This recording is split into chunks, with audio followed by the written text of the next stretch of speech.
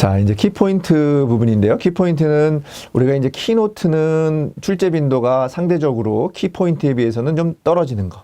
그러니까 키포인트는 여러분들이 반드시 암기해야 되는 거. 이런 부분들을 저희가 이제 키포인트, 이제 어떻게 보면 코어 강의라고 이제 얘기할 수 있는데요. 그런 부분들을 우리가 키포인트로 모았습니다.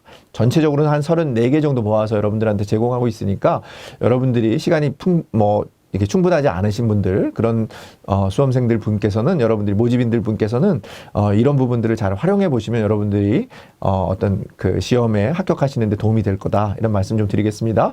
그 키포인트 첫 번째입니다. 우리가 이제 급속한 노령화와 노후 준비 부족이라고 하는 거죠. 왜냐면 생명보험이라고 하는 부분이 왜 필요할까, 이런 부분에 대한 얘기라 이렇게 보시면 되겠습니다.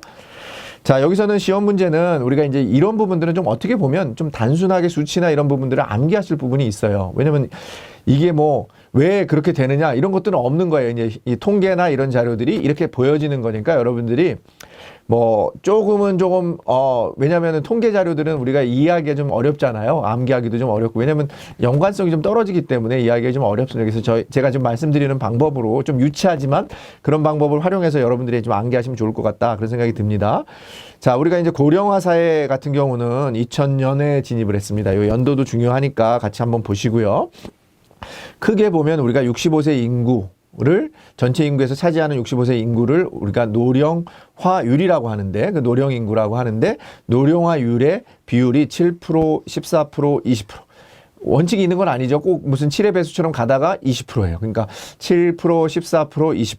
같이 기억하시고, 그 다음에 이게 그 부르는 용어가 있다는 거예요. 그죠? 7%가 넘어가면 우리가 고령화 사회, 그 다음에 14%가 넘어가면 고령 사회, 그 다음에 20%가 넘어가면은 초고령 사회, 이렇게 진행이 된다.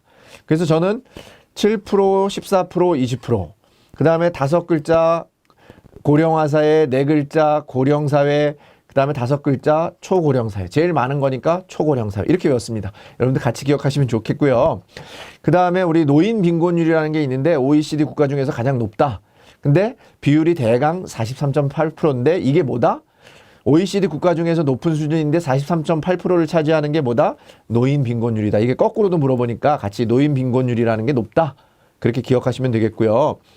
우리가 이제 국민연금 같은 경우도 지금 개정을 하고 있는데, 이게 2028년까지 개정이 되면은 명목소득 대체율이 40%로 하향 조정될 예정이다. 그러니까 40%밖에 안 되니까 뭐가 필요하다는 거예요? 전부 다 생명보험이 필요하다. 이런 것들을 우리가 지금 강조하기 위해서 이런 지표들, 통계 자료들을 여러분들한테 제공하고 있는 겁니다.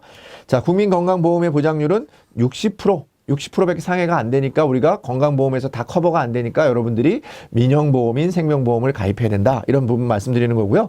자, 65세 이상 노인 인구들 중에 대부분이 다 높은 유병률을 가지고 있다. 그죠? 우리가 질병이라고 하는 게 시스템이 발전한다 그래가지고 다 치료되는 게 아니죠. 많은 사람들이 식습관이나 음식이나 이런 것들이 좀 기름지고 이래서 다양해지면서 계속해서 우리 65세 인구의 한 80% 정도 에 대해서는 높은 유병률을 보유하고 있다, 그렇게 보시면 되겠고요. 우리가 생명보험이 필요한 이유는 뭐겠습니까? 자녀가 옛날보다는 훨씬 자기중심적이다 보니까 노부모 부양에 대한 책임의식, 자녀에 대한 자녀의 책임의식이 점차 희박해지니까 우리가 개인 차원의 준비가 필요하다, 이렇게 기억하시면 되겠습니다. 자, 우리나라는 2025년에 고령화율이 21%로 고령사회가 아니라 아까 말씀드린 것처럼 5글자, 4글자, 5글자, 고령화사회, 고령사회, 초고령사회. 그러니까 고령사회가 아니라 초고령사회가 우리가 될 거다, 이렇게 기억했고요. 마찬가지로 우리가 연도도 한번 같이 기억해 보시면 좋겠고요.